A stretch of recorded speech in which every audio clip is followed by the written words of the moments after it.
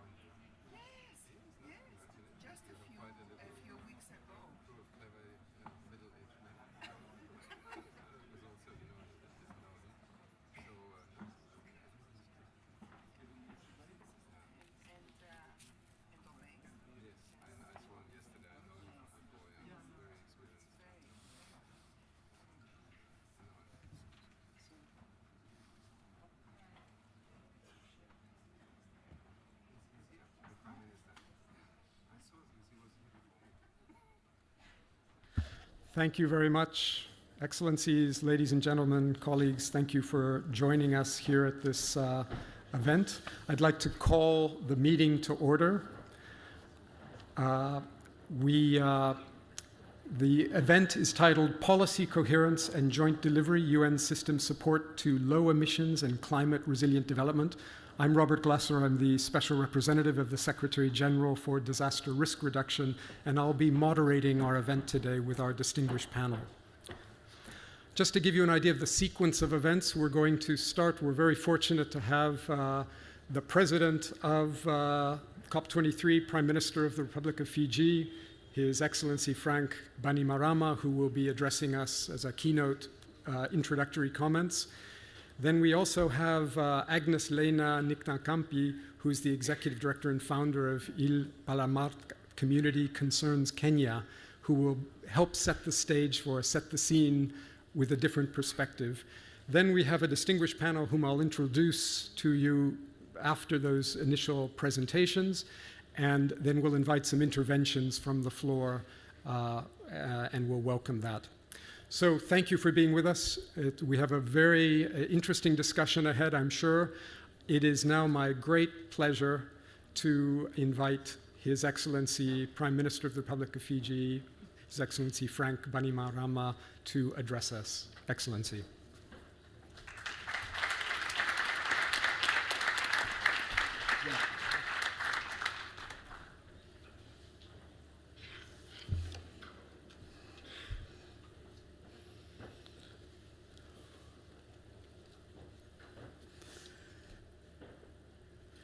Your Excellencies, ladies and gentlemen, Bula Vinaka, Guten Morgen, and a very good morning to you all. Your Excellencies, for almost 50 years, since our independence in 1970, Fiji has been a member of the United Nations and a strong supporter of the UN system. So much so that we have committed the blood of our citizens to uphold the UN ideal. Next year marks the 40th anniversary of Fiji's contribution to UN peacekeeping. Our men and women in uniform have won the Blue Beret with pride and distinction and will continue to do so. Because as a nation, service to the UN and all it stands for is an honor and is part of how we see ourselves, sending our people across the world to protect the lives of others in troubled places far from our island home. By any standard, we make a big contribution for a small country. We also regard climate change as a peace and security issue and we need the UN system to be at its most effective to protect the interests of all UN members. So we want the UN system to work well, to be the best it can be at meeting the global challenge of climate change. This high-level event asks us to focus on what the UN system can do for national development where there is both threat and opportunity. Clearly, there are many UN agencies that have something to offer. The economic and social development of many member states, including Fiji, draws heavily on the contribution of these agencies, whether it is in education, in agriculture, in health, in human development, the environment, women and children, or culture and heritage, and many of them have a mandate on climate or are delivering programs that benefit our response to climate change. We also understand the vital role played by the extended family of international institutions that deal with trade, that deal with finance and economic matters, whether it is the World Bank, the IMF, WTO, or UNTAD. We must have the climate change issue understood and applied to all of the activities as well. But Excellencies, the question we have to ask ourselves is this: is this effort integrated? Is it designed for maximum effectiveness? Are all these agencies performing at a level that is appropriate for our collective response to climate change? Can we do a better job with the resources we already have? Do we need more resources? And I think the answer to that is probably yes. This event is part of the process of exchanging views on the United Nations performance to achieve the best possible outcome for everyone facing the challenge of climate change and truly sustainable development. Of course, at the same time, we value focus and specialization. We have an institution here in Bonn, the UNFCCC, that is fully dedicated in everything it does for the climate change issue. Excellencies, I welcome this event because any organization that opens itself up to constructive criticism from its members is likely to improve. With this high-level session, as with everything at COP, let us embrace this exchange in the Talanoa spirit of respect and cooperation, without finger-pointing, because the climate change issue experts pressure on all institutions, and especially our multilateral ones, to improve their performance and do a better job for the whole world. One issue we could certainly focus more attention on is our collective response to the health of our oceans. As you all know, Fiji is playing a major role at COP23 in developing an ocean pathway. This is in part designed to bring greater coherence to the many initiatives designed to improve ocean health, and also specifically connect this pathway to the work of the UNFCCC. This is something that really matters to Fiji and other island and maritime states, and we are proud that the Fijian Peter Thompson is the UN Special Envoy on Oceans. As President of COP23, I appeal to you all to use this opportunity to speak freely and frankly about any shortfalls we need to meet, and also whether UN is doing things right. Because above all, we must ensure that our organization is in the best possible shape to deal with climate change, undoubtedly the greatest challenge of our age. Thank you. Dankeschön.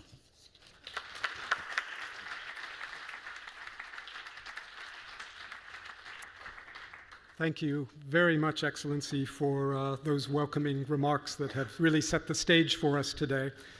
We have one other stage-setting presentation for us today from Agnes Lena Nikikampi, who I introduced a moment ago.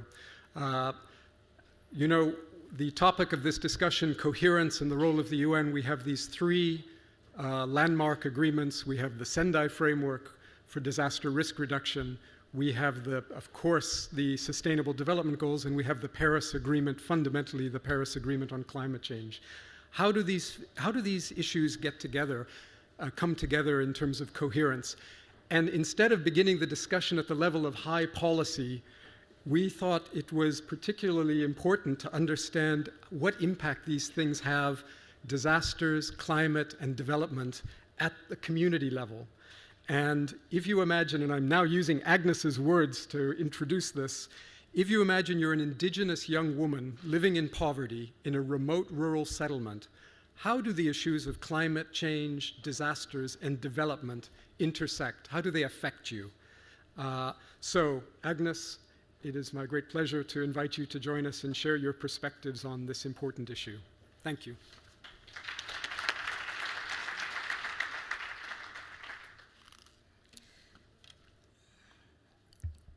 The Co-President and Prime Minister of the Republic of Fiji, His Excellency Frank Bainimarama, and all distinguished guests present here, I'm honored and privileged to be part of this delegation. It's the first time the COP Presidency invites a grassroots person, and I'm here as Agnes Leina from Kenya, northern part of Kenya, a pastoralist community in Baragoi. For Kenyans who are here, maybe they would know where that is. And I am here to represent the voices of indigenous communities. I carry their voices everywhere I go. And I thank the COP again for this chance. And I hope this will not be just the beginning, but it will not just be the beginning, but it should be a continuation. That should not end here. It should continue so that we have these voices coming around. We talk about SDGs. We talk about UN DRIP. You talk about the 23rd. We are now in the 23rd COP. We've been having all these COPs for the last 23 COPs. And now my question is, for how long will we continue planning? For how long will we continue meeting? When can we sit down and actually now do the action to save the people? The more we continue coming here to talk, every minute we come here to talk, somebody is dying on the ground because of climate change issues. This is the high time that we bring the voices from the grassroots levels of the people who are living with climate change effects every day of their life, people who are affected by droughts. All my life as a pastoralist, I have known drought. And when I come to the COP, I learn so much about people from the islands, even from the Fiji Islands, who are being submerged. So everywhere, we are wishing you can bring the water to the desert.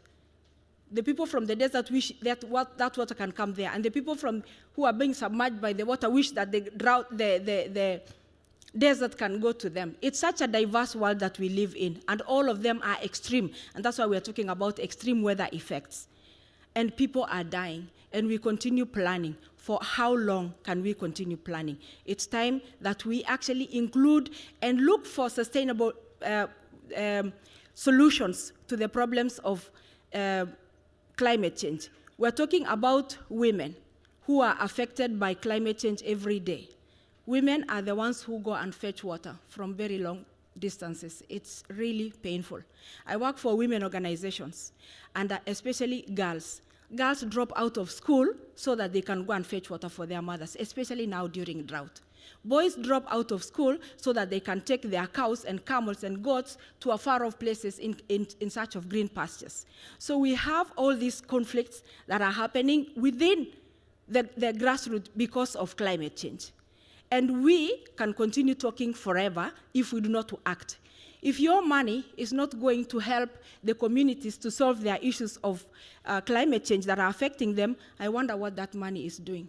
Just take a case scenario of a community. You are a woman in northern part of Kenya, and then because now of talking and we've been discussing and strategizing, and we talk about clean development mechanism projects, and we talk about carbon credit worthy projects, and so we decide, okay, where is the highest place where we have wind, where do we have sun? Fortunately or unfortunately, all that happens in Africa. and which parts of Africa where pastoralist communities live. So what does that mean for pastoralist communities? It means losing their land. Take an example of yourself.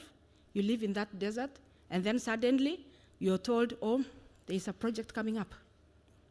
And then you ask, so what's happening? No, all you need to do is just move a little bit, a few meters away. Because we're coming up with a giant project that's going to help the whole of Africa. You know, it's a credit-worthy project. So you must move. And then you move. So what happened? You had no information.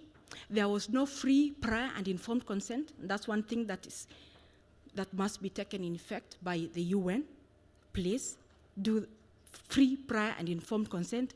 The companies that are present here, free, prior, and informed consent before you can evict a community so that you can construct your carbon credit-worthy project. And you must move beyond what you call here projects that are helping communities, because we will build them a school and we'll give them some scholarship, we'll give them.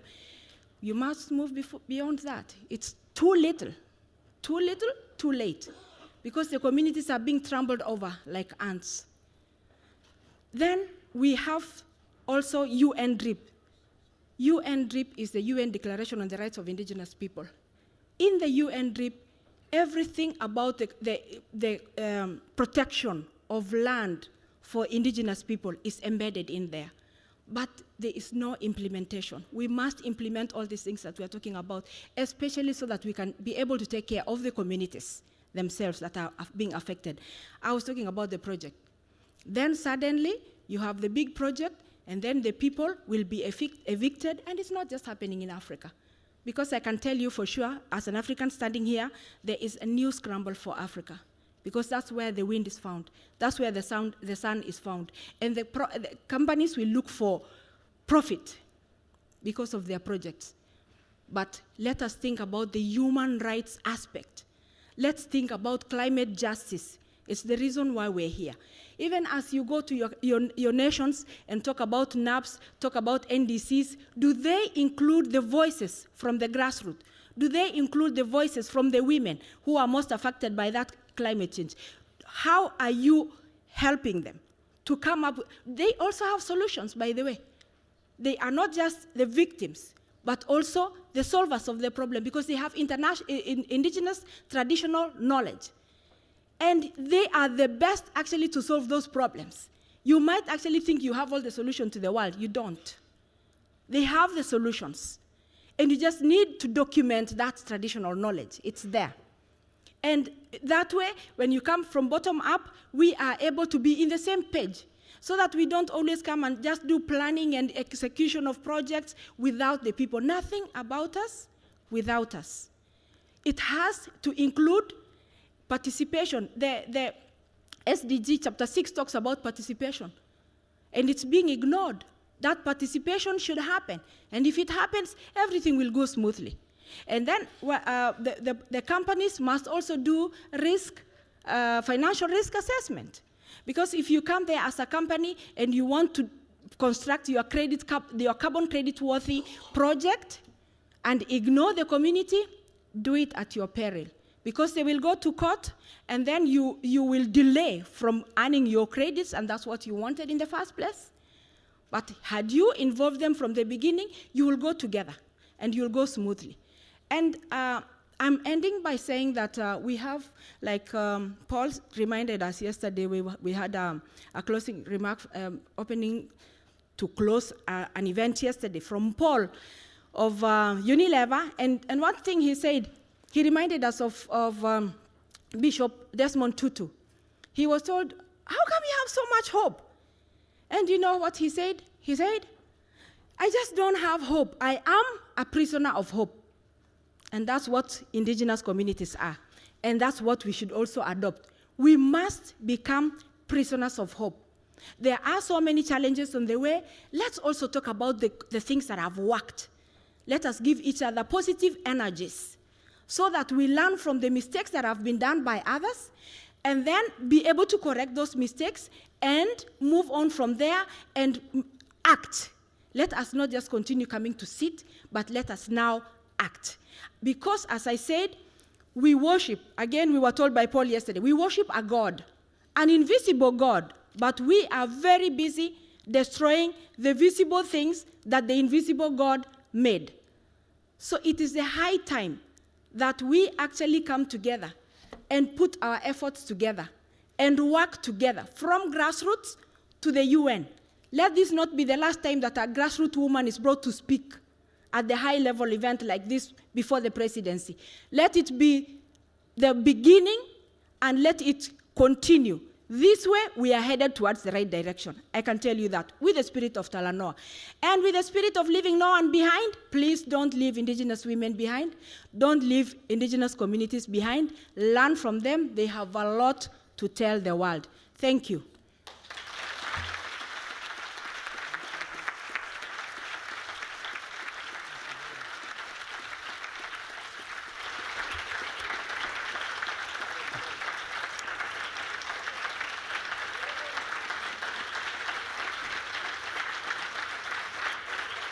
Thank you. Thank you, Agnes, for encouraging us, for requiring us all to be prisoners of hope, and using Desmond Tutu's words. Also for highlighting the local perspective on these issues, the community-level perspective, the link with rights, denial of rights as a cause of marginalization and poverty, as a cause of inability to adapt to climate change, and also the issue of the quality of our interventions that require engaging local communities. Otherwise, whatever we're doing is not going to work. It's certainly not going to work for local communities. So thank you for those range of interventions.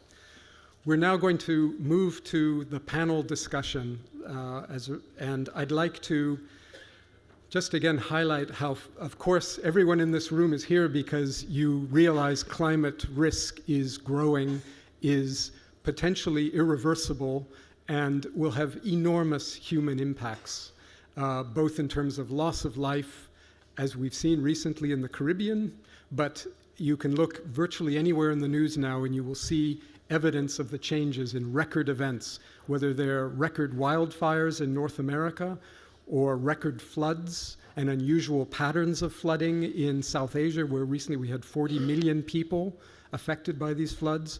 In the Caribbean, where we had these record-setting storms in terms of the intensities that have struck, in terms of sea level rise and coastal inundation, which is actually not even on the radar screens because it's happening. It's one of those creeping disasters, creeping with rising seas, and then highlighted when there is a big storm because of the storm surges and the like.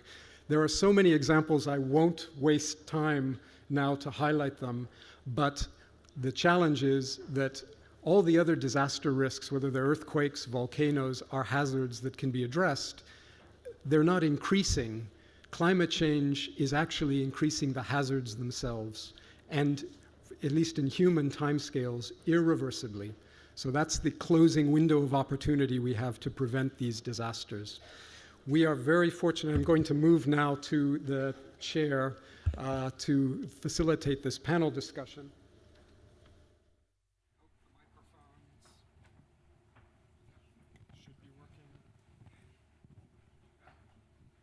Is it okay? Thank you, remote.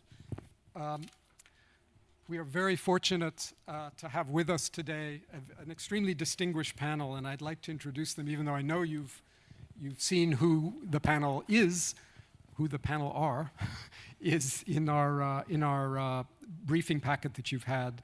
First, on my left, I'd like to introduce His Excellency Mr. Thorik Ibrahim, who is the Minister of Environment and Energy of the Maldives. Secondly, to his left, I know this person needs no introduction, particularly at this meeting, my colleague from the UN, Patricia Espinosa, who is the Executive Secretary of UN Climate Change, UNFCCC, who's with us today. To her left, we have in fact, to the left, two other colleagues. Oh, thank you, Minister, for arriving. We have Eric Solheim, who is the head of UN Environment, the executive director. To his right now, I'm just challenging you to stay awake by going left and right. To his right, my colleague Achim Steiner from the UN Development Program, who's the administrator. And now to their left, my right, if we think circularly, we have very grateful for Her Excellency Dr. Gail T.C. Rigobert, who is the Minister of Education, Innovation, Gender Relations, and Sustainable Development of St. Lucia, who's here with us today. So really distinguished group to talk about this issue of coherence. And maybe I'd start with my Excellency far to the left. Excellency, St. Lucia is, of course, is a SIDS. It's extremely exposed to natural hazards. We saw that sadly in the case of Hurricane Matthew, but there are so many recent painful examples of this, not just for St. Lucia, but for many small island developing states. I also know that the country is in the process of finalizing a national development plan, quite significant, probably the most significant and broad-reaching one perhaps ever in the country's history, and that there is a pillar, one of the pillars of that plan focuses on climate and disasters.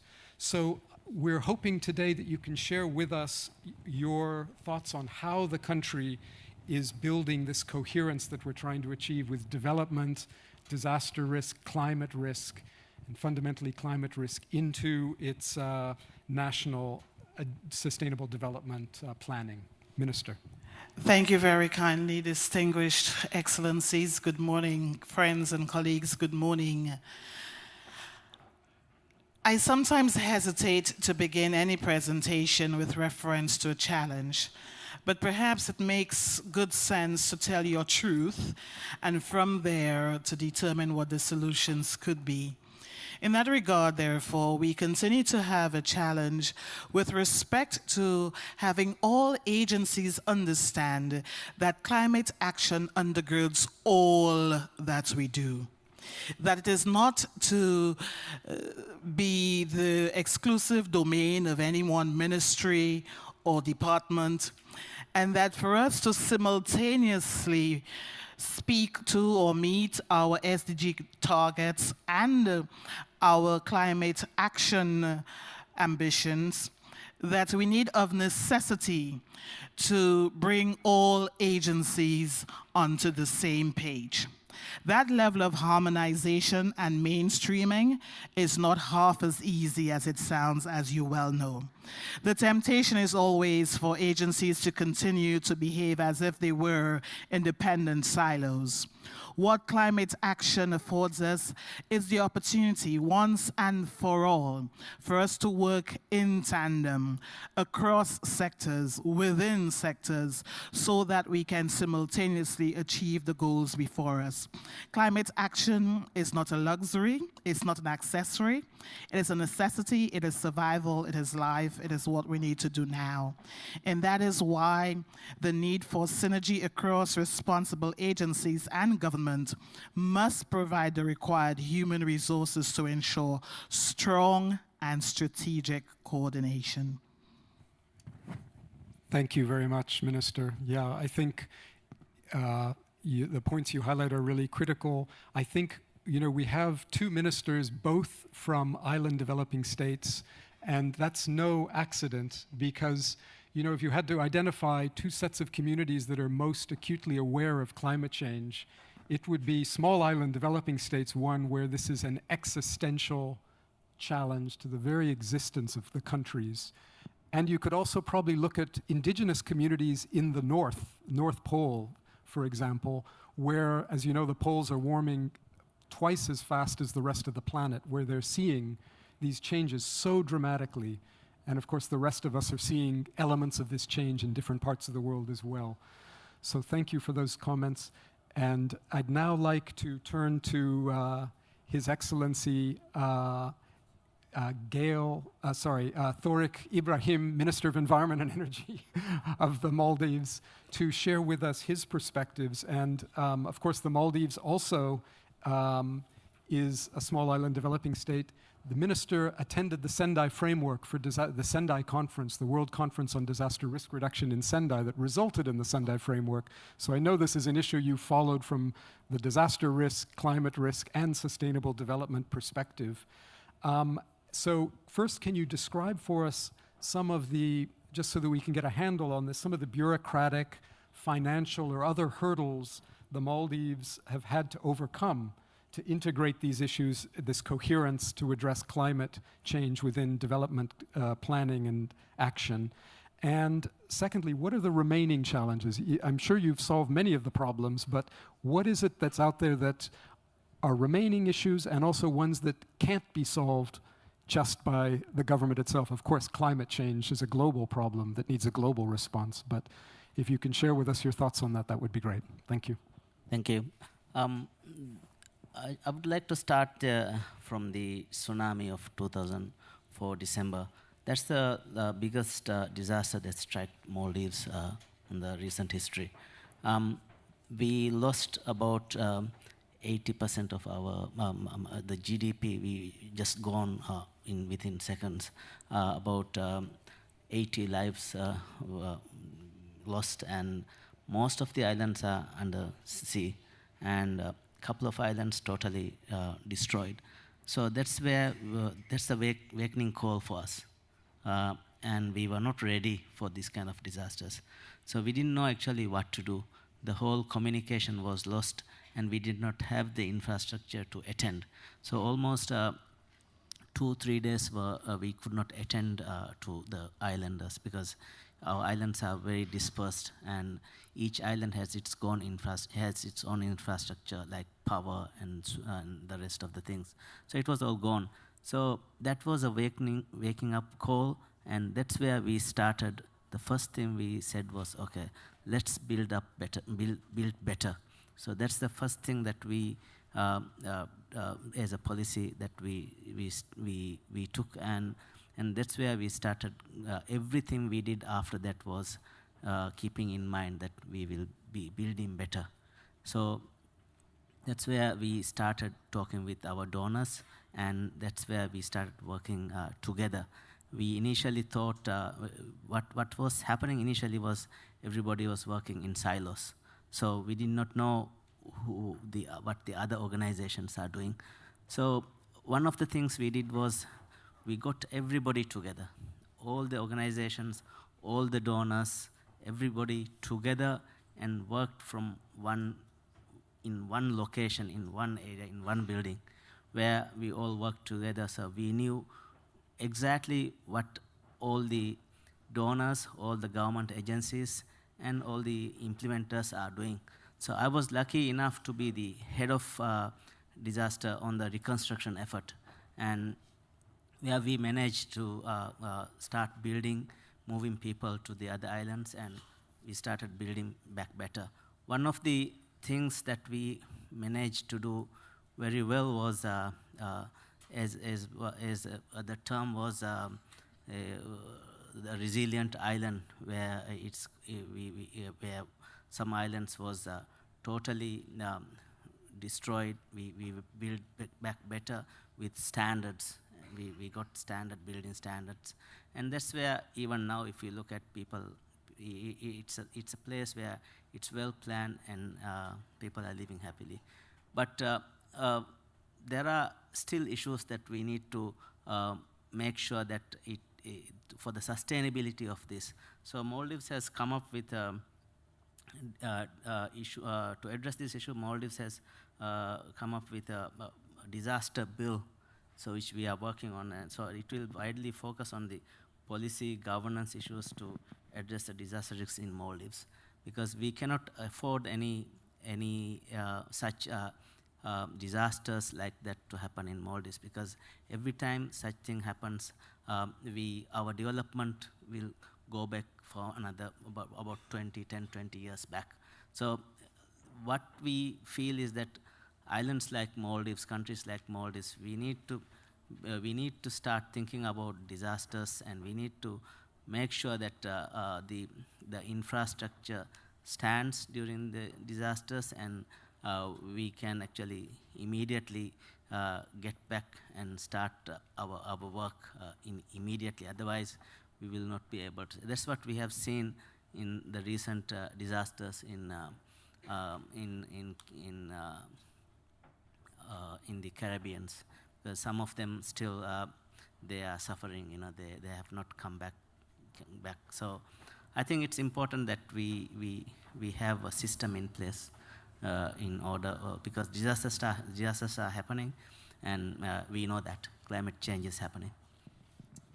Thank you very much, Minister. I think 2 points you highlighted that are critical, I think, is, first of all, the point that, the preparations that the Maldives makes to address tsunami risk, which is not, as far as we know, not linked to climate change, actually has benefits to prepare the country to respond to climate change if the issue is sea level inundation and storm surges, flood control and the like. So this connection between resilience, it's another link between the coherence between even a seemingly unrelated hazard like tsunami risk and climate change risk.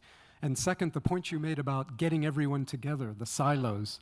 I think that is at the core of this panel discussion, and your predecessor, the Minister, Excellency, made this point as well.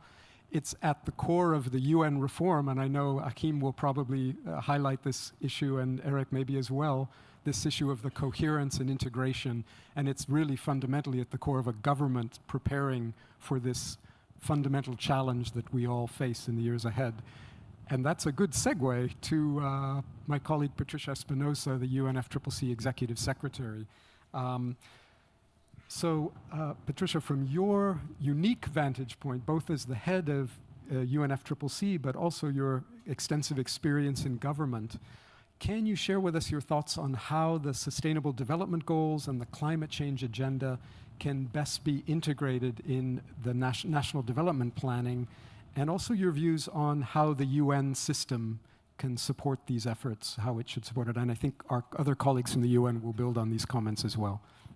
Thank you, Robert, and I want to thank you also for accepting to moderate this panel and for having organized such a discussion also on coherence and coordination in the framework of your conference in Cancun recently, which is actually when we discussed that this conversation would be very pertinent to have here at COP23.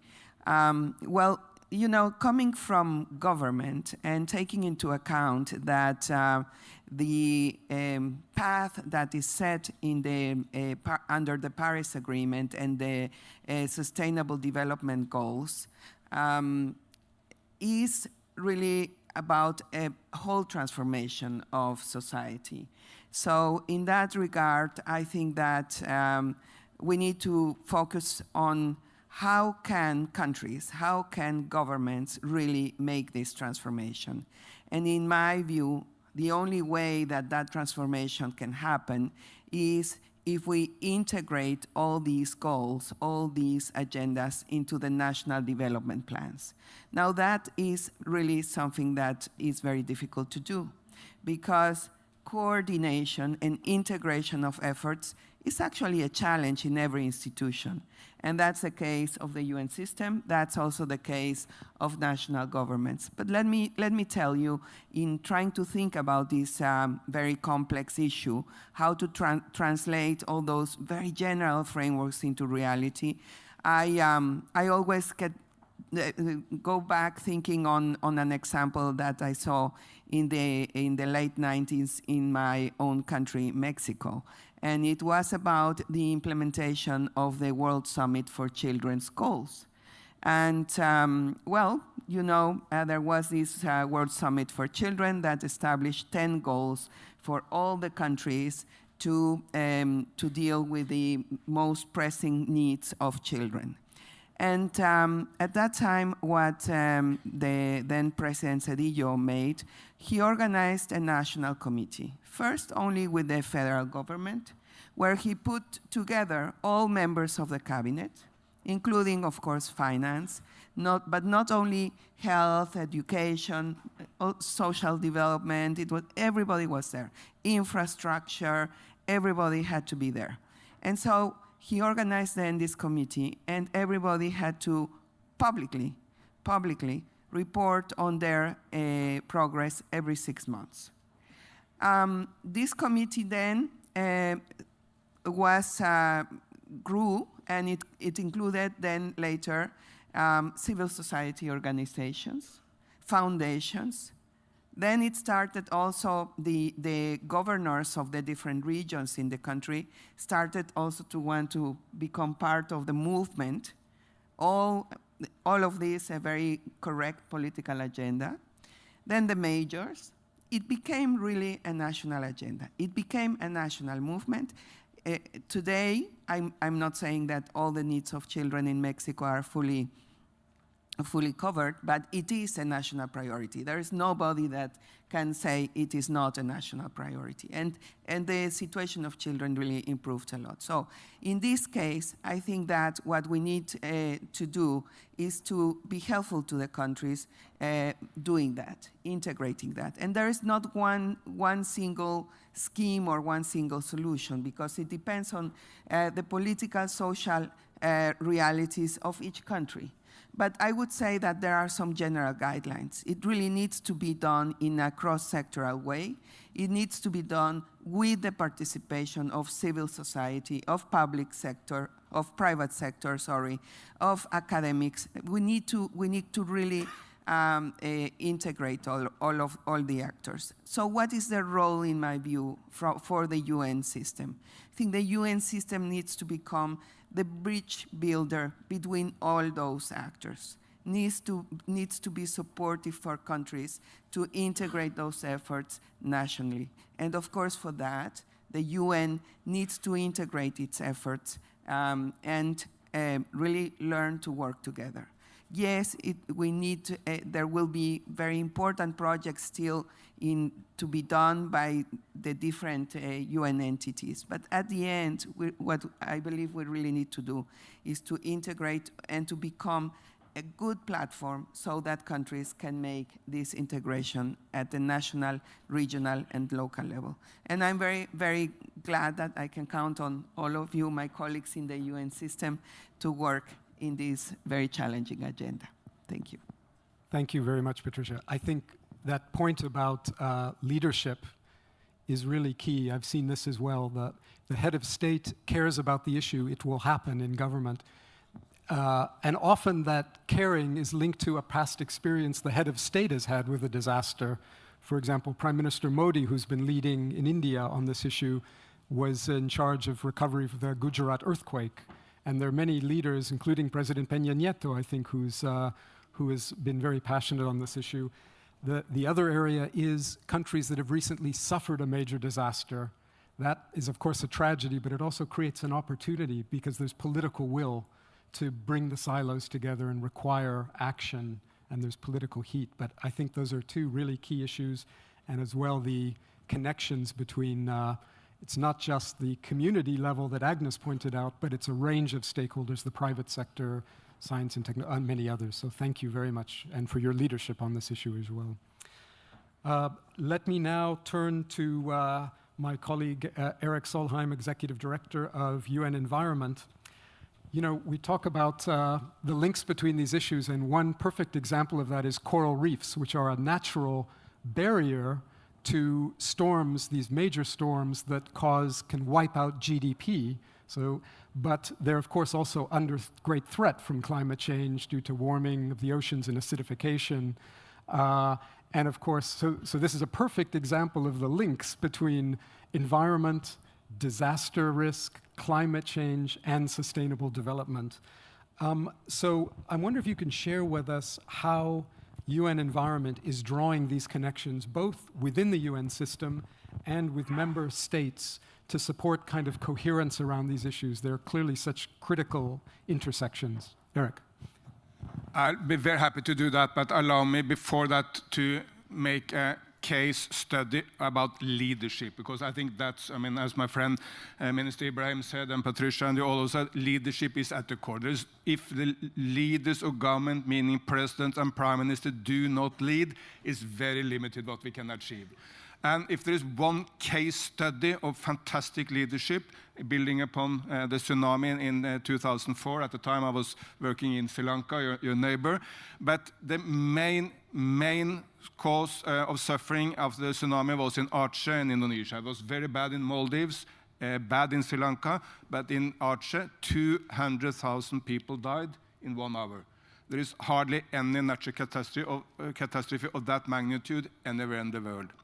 5 years later, everyone in Aceh told me, we cannot get our loved ones back, but in material terms, we are in a better position than we were before the tsunami.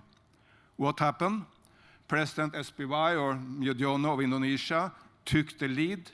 He designated one of his best ministers, Pak Kuntoro, to give him all powers to act, sent him to Aceh. He led from the front, not from Jakarta, but from Banda Aceh, with all powers.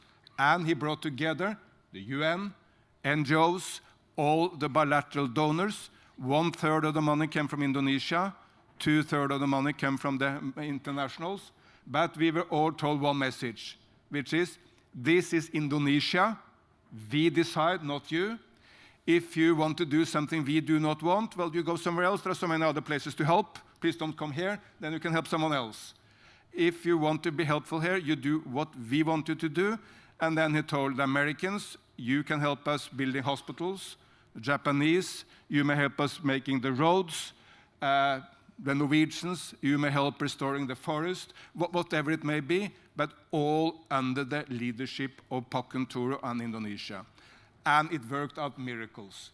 So I think the lessons learned from this is the absolute necessity of the high-level leadership from the land itself, whether it's Santa Lucia or it's Maldives, wherever it is. Without that, we cannot work. So I'm happy whenever anyone asks what to do. I mean, many people have asked me many times, what should we do after a natural catastrophe? I tell them, please give a call to Pak Kuntoro. He's available in Jakarta. If anyone wants to speak to him, I'm for sure I can be the channel to him. Okay, then coming to what the UN can do. And I think what we really can do is to link climate with some of the other major issues of the day. Because that's why we see so much progress now, when China is now really turning around in such a positive way its environment policy, because whatever they do on climate will also be helpful to curb local pollution and vice versa. If you close down a coal power plant and replace it with a solar energy plant, well, it's very good for you, Patricia, and for climate, but it, of course, also make it possible for the inhabitants of Shanghai or Beijing to breathe fresh air. So that link, pollution, climate, is absolutely essential if we want to move, because pollution is immediate here and now, causing death immediately. So the link makes us much stronger. And the UN can help doing that, and that's why we have put Pollution-Free Planet front and center at our UN Environment Assembly in December in Nairobi. Now the link, I think one of you referred to Prime Minister Modi. Why has he been able to turn around the Indian policies in this area? Because it constantly links climate change and acting on the environment to jobs, to economic prosperity, to electrifying the villages. And frankly, I not that often hear Prime Minister Modi speak about climate as such. Speak about clean India, making everyone connecting to the grid, economic prosperity, but doing that through solar and wind and electrical mobility. So he achieved, it's maybe not the right environment expression, but he's killing many birds with one stone. Climate, health, environment, protection, jobs. And the job agenda is so critical for any prime minister and prime minister in the world. If you cannot provide jobs for your people, simply you won't be re-elected. So that's why these connections are so important, and we, UN, can help governments do those. Finally, one such connection is, of course, coral reefs. Coral reefs are absolutely essential to small island development states for economic reasons. It's the cradle of the fishes. It's center stage in tourism. I mean, who would want to go to the Maldives if there's full of plastics, full of pollution, no coral reefs, nothing to see in the oceans? I mean, we all know the answer to that. So protecting coral reefs are centerpiece for economic prosperity. The Indonesians have told me exactly the same. We want to protect the Bali for our economic benefit and for the future of humanity. And coral reefs is at the center of this. We will launch with the good offices of Fiji, hopefully the start of the global year for coral reefs, which is 2018. Peter Thompson, citizens of Fiji, the new UN ambassador for oceans, and myself, if I are allowed to come, will come to Fiji and launch that campaign in Fiji in January, and then moving on to engaging with other states, really to protect the coral reefs for climate, for fish, for economy, and at the end also because this is the most beautiful ecosystems you can ever think of. So it's for the beauty of humanity also. Thank you very much, Eric. I think, one of the consequences of climate change as a result of drought, the impacts on food insecurity and displacement are the links to conflict. But we also see, and Aceh, the reason I'm saying this is because of Aceh. Aceh was there was a separatist movement in conflict, and the disaster actually created an opportunity to resolve conflict in that province. So, and brought peace. So it's, again, these disasters, when they strike, are an opportunity to fix things, to break down the silos. They can fix many things as well, including reduce conflict. Sadly, what we're seeing is more of the opposite, which is disasters causing 40 million people displaced over the last 2 years, people movements, food insecurity, contributions to conflict or exacerbating conflict. So huge challenge. But also thank you for highlighting the jobs issue, because there's always this challenge about whether we talk about climate change as, oh my God, the world's ending, which in effect it is if we don't get it under control, or whether we talk about the huge, huge opportunity in this great energy transformation that is happening now, inevitably happening, I would say, just not quickly enough. So I think that's a really important point as well. Our final panelist is in an ideal position to focus on integration, as his previous position was the one Eric holds now. And Akim is, of course, the administrator of UN development. And as we all know, the Secretary General, we, at least in the UN, probably not everyone in the audience knows, the Secretary General has launched a major reform initiative in the UN system to build greater coherence across silos as a way of ensuring the UN is positioned to help member states and various stakeholder groups to implement the Sustainable Development Goals, this transformational framework for development.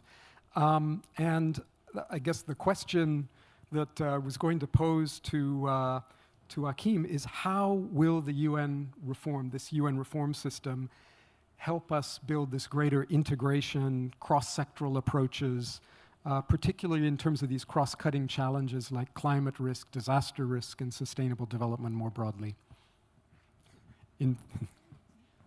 How long have we got? And what is the cure to cancer, if you could share with that as well? Well, that's a good motto on which to start, because I want to connect that woman that Agnes spoke about in the north of Kenya to the story of climate change over the last 25 years. Because, when I sat down and I looked at the title of our session, I thought, this is where we already get it wrong. Policy coherence and joint delivery, UN system support to low emission and climate resilient development at the national level. What on earth does this mean? I mean, if you were, President Obama, and you could say, yes, we can, and everybody knew what he meant. Or, Nelson Mandela talked about the long walk to freedom, or China talks about ecological civilization. Nike just says, do it. Why is it that we complicate life like this? And I think this is the first departure point. The woman that you spoke to and about, Agnes, is actually the person who should be doing the equivalent of what we today in the world of technology do when we use an app. What we in the United Nations should be doing is constructing the platform on which people can transact. And in the case of that proverbial woman in the north of Kenya, the ideal outcome is that because a lot of brains and weird people, let's be honest, negotiators and economists and climate scientists sit together year after year and design things like carbon pricing, you know, the tradability of things that we didn't even, you know, remember existed just 10 years ago, are today a major market. And the idea is that that person in the north of Kenya, maybe a Turkana woman or somebody else, suddenly can derive an economic benefit from doing what she has been doing, but actually has been taken as a free benefit to the rest of the world. And hereby we connect that person suddenly to a global phenomenon called climate change. And here, let me just take us back a step, because I'm the last one to argue that we are a paragon of coherence and effectiveness. And to the point that Robert raised, this is the Secretary General's ambition in trying to put a reform agenda in place right now, which is to address greater coherence and effectiveness in the way that we as agencies work alongside, Prime Minister, to take your point, the countries that we are meant to serve. And, oh, Secretary General, I was just invoking your, your wonderful reform strategies, so welcome on behalf of everyone. Wonderful to see you here. But let us take a step back for a moment, because if you take policy coherence and joint delivery, I want to also make a plea that, you know, you who sit in this climate COP here, and, you know, many of you have been witnesses of this process for many years. Let us also remind the world that what the United Nations has been doing for the last 25 years is precisely lay the foundations upon which coherent responses become possible. The foundations upon which nations can come together to work. And let me remind you, I mean, science doesn't fall from the heavens. It was WMO and UNEP over 25 years ago that helped to create the foundations upon which the Intergovernmental Panel on Climate Change could actually bring the world's scientists together and help the world understand it. A few years later in Rio, the Rio Convention on Climate Change, alongside the CBD and the Desertification Convention, were again put forward as instruments to allow nations to work together more coherently. And then came Kyoto, and then came the Paris Agreement, and alongside the Paris Agreement came also Agenda 2030 and the Sustainable Development Goals. Now, if you take that narrative, it's 25 years. The unbearable slowness of multilateralism, yes, but actually only a quarter of a lifetime to make carbon dioxide the biggest change agent in our economies that we have seen probably in human history. Because right now, because of that ability to bring nations together, combine science with economics, link the person in the north of Kenya that Agnes speaks to the frontiers of technology, we are talking about a low-carbon economy, a green economy, an ecological civilization, a sufficiency economy, a circular economy. We are transforming, literally, how we operate. So I would also plead with you that as you speak to the public, don't look at these climate conferences as failures. It is very difficult to bring 7 billion people with very different histories, realities, and responsibilities together around one table. But it's done. We did it in Paris. And alongside that, even more significant, we linked the response to climate change to the sustainable development journey of humanity, with soon 7, 8, 9, 10 billion people. Our challenge right now, however, is, and this goes back to Secretary General's reform agenda of the UN, is how do you make the institutions of the UN not only deliver in terms of their vertical strands, but do what the woman in the north of Kenya would do naturally, but even governments at national level do not do naturally, which is to join the dots and to begin to work as one. And I think here we have to also be honest, what are some of the drivers for this? Finance, budgets. I think yesterday at the gender session and climate change, we heard about gender budgeting, for example.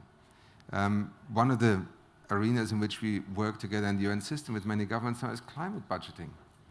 Can we take that further and do what, Robert, you alluded to just now, which is turn the climate change challenge into the greatest development opportunity of this century? And I think this is precisely what is actually being worked on here in Bonn. And it is remarkable that we actually have virtually every nation dedicated to this task, not only in terms of the climate goals, but actually within the context of Agenda 2030 and sustainable development. Because the solution to climate change is not only CO2 emissions. It's cleaner energy. It's cleaner transport. It is the jobs of the future. It is the clean air that we can breathe. It is the women who have access to energy for the first time.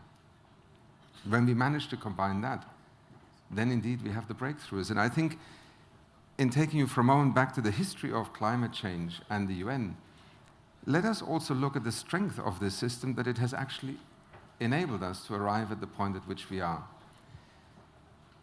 The reforms that we are trying to do within the system are meant to make us better operating platforms on which, Agnes, your person that you alluded to, can operate.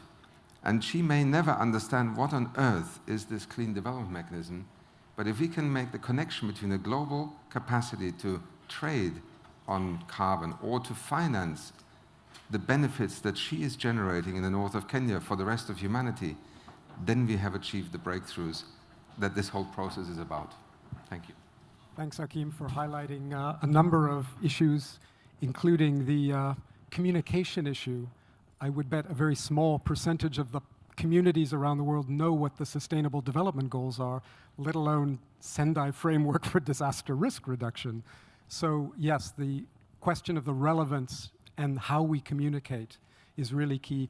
I just also highlight the role of these meetings in signaling to venture capital and others flows of finance towards resilience and renewables, which even if nothing else happens, that is really fundamental as well. But I think you made that point in terms of jobs and the like as well. We have interventions from the floor, but the Secretary General is here. Welcome, Secretary General. And I know your program is probably ridiculously busy. So we are very fortunate to have you here to provide some remarks. And without any further ado, I'd like to welcome you to the platform. Thank you, Secretary General.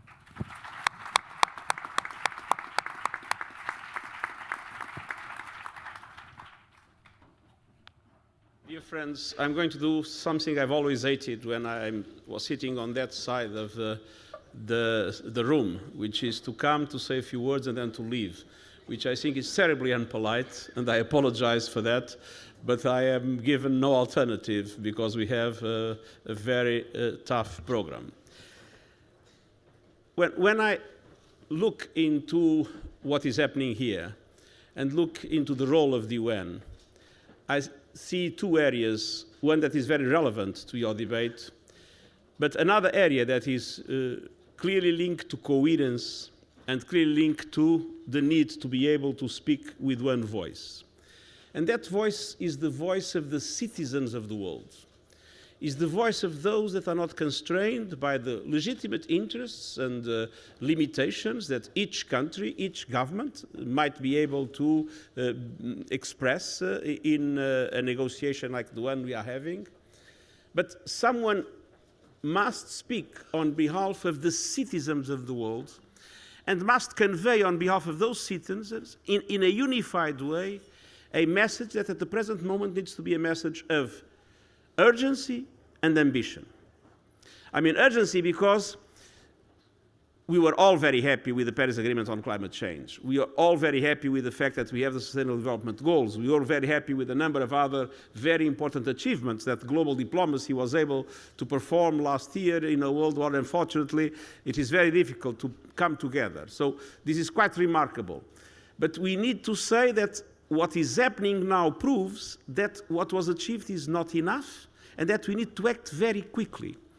I must confess I was not expecting to see that the level of emissions in 2017 would again increase in relation to the past year when it has not been the case in the last 3 years.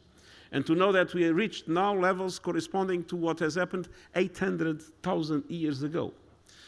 On the other hand, it is also very clear that all the reports that were published in the last few weeks of the World Meteorological Organization, of UN, of UNEP, of different other entities, all the reports show that not only Paris is not enough, but we are not doing enough to get to what was agreed in Paris. And which means that we are in danger not to be able to reach what was agreed in relation to 1.5 degrees, but more. We are in danger not even to be able to reach the 2 degrees increase. So there is a sense of urgency to do more. There is a sense of urgency to increase the demands over governments, over organizations of the business community or of the civil society to be able to do more, because what we have agreed is not enough, and we are not even getting there in relation to what we have agreed. And this, I believe, is the role of the United Nations. So our role must be a role of always asking for more when we know that we are not yet there. And when there is sometimes this tendency, well, we reached an agreement in Paris, so now let's do the kind of things that need to be done to implement it. But if it is not exactly like that, it won't be a big disaster. No, there is a huge risk. And the number of countries in this world and the number of communities in the world are at the highest level of risk, and we, as UN, must be the voice of those countries and of those communities, asking for more, asking for a stronger commitment and a stronger implementation of what has been agreed. And then if we are to support governments and civil societies and countries in order to be able to achieve the implementation of Paris, in order to be able to achieve the Sustainable Development Goals, in order to be able to prepare their own commitments in relation to both emissions, but also in order to prepare their national adaptation plans, if you are to do it effectively, one thing is clear: all the capacities the UN have need to be put together, because governments and societies will deal with these problems in an integrated way. And the only way for us to be able to support them is to integrate our own action inside the UN. And that, I must tell you, is very difficult. Because when you have a mega organization like the United Nations, there is an enormous tendency for each agency to go its way. And it's very difficult to bring everybody together and to make everybody understand that we need to be here at the service of the peoples and at the services of the countries in order for them to deliver in relation to the commitments that were made. And for that, we need to act ourselves in a very strong spirit of coherence and in a very strong spirit of cohesion. And that is the reason why we have embarked in a reform. And essentially in this reform, there are two essential questions. Coherence, of course, is one, but coherence means coordination, effective coordination. And then to make sure that this happens and this has results on the ground, we need accountability. And until now, in the UN, each one is accountable for itself, and we need to have an accountability of the whole of the system, which means to have to organize the way we work and to organize the way we evaluate what we do, in a way in which it is possible to measure what the system as a whole is doing in support to governments, in support to countries, to achieve the Sustainable Development Goals, the implementation of the Paris Agreement, and all the other aspects that were mentioned in the debate you are having. It's not easy.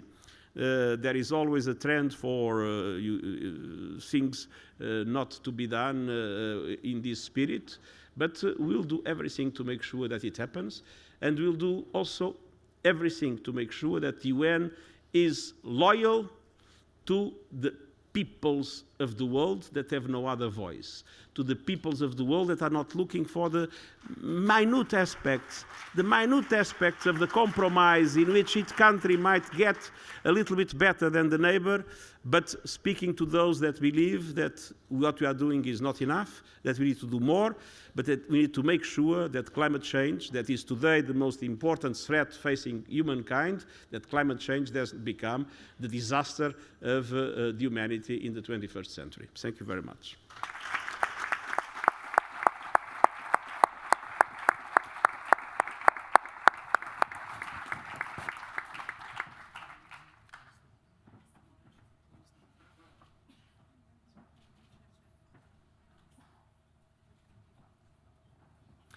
Thank you very much, Secretary General, for those comments. Really appreciate you taking the time to be with us today. We have some interventions from the floor. We're running very late, but I think we can go 5 minutes or so. So can I invite, first of all, sorry, just 1 second. Okay, sorry, yes. Minister, did you want to make a comment? Yes, go ahead. With your permission, Chair, I have here a document on behalf of the SIDS called The Urgency of Now, and I'd beg 2 minutes of you to go through it. It is a document that brings together the sentiments of SIDS expressed at this COP, which we would like to percolate even more as we have 2 remaining days to galvanize the voices and to garner the support we need so that people understand the particular circumstances of SIDS. I thank you for that. On the occasion of the 23rd session of the Conference of the Parties to the UN Framework Convention on Climate Change, UNFCCC, at this COP23 in Bonn, we, the ministers and high-level representatives of the small island developing states, congratulate the Republic of Fiji on assuming the presidency of this 23rd conference and on being the first small island developing state to host this critically important international event. And we express our appreciation to the Federal Republic of Germany for its facilitation and accommodation. Recognizing the central elements of the Fiji vision for the presidency, which promises transparency, inclusiveness of all, advances the Paris Agreement, and accelerates climate action for vulnerable societies drawing on SIDS experiences, and noting emerging scientific evidence that exceeding a 1.5-degree temperature limit will pose particularly severe challenges for SIDS.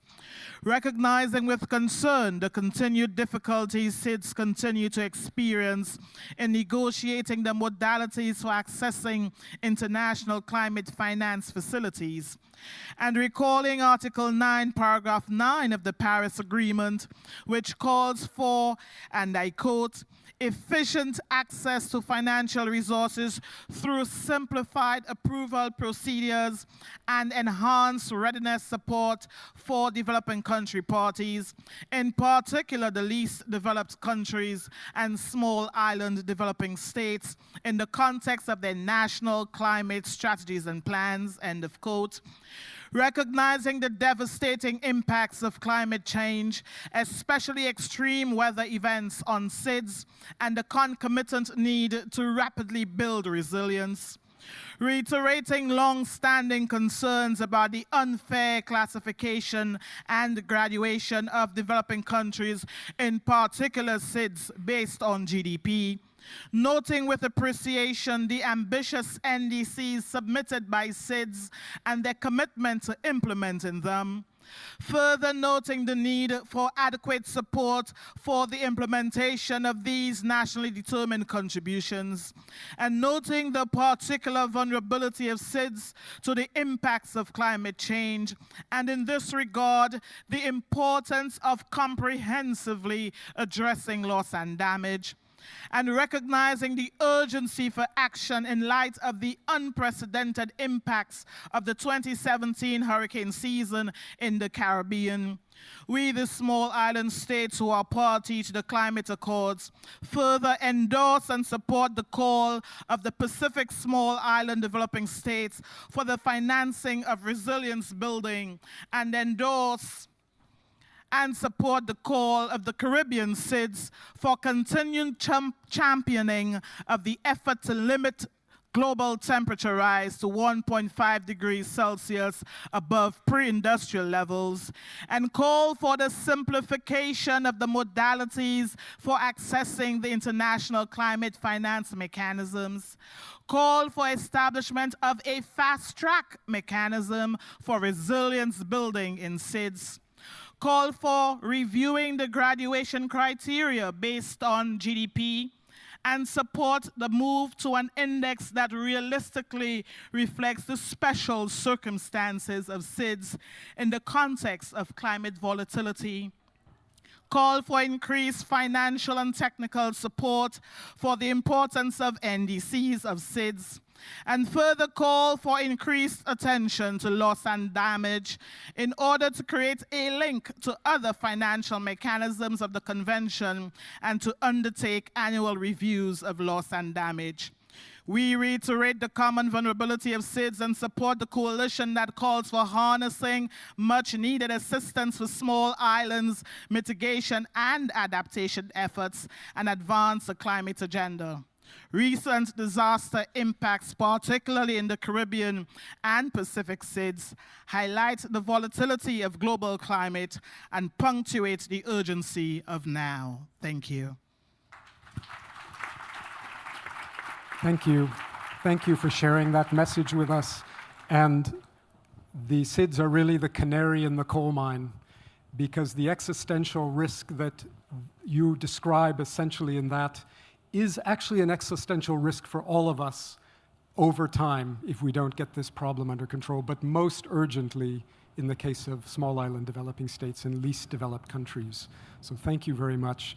It also gives me an opportunity to thank Minister Ibrahim as well for joining us. My UN colleagues, Eric, Akim, and Patricia, thank you for sharing your views. I'm sorry to our colleagues on the floor, Bill and others, that we didn't have time for some interventions, and to the audience. Thank you for attending. Thank you for your commitment to addressing climate change, and wish you a very good days here in Bonn. The meeting is adjourned.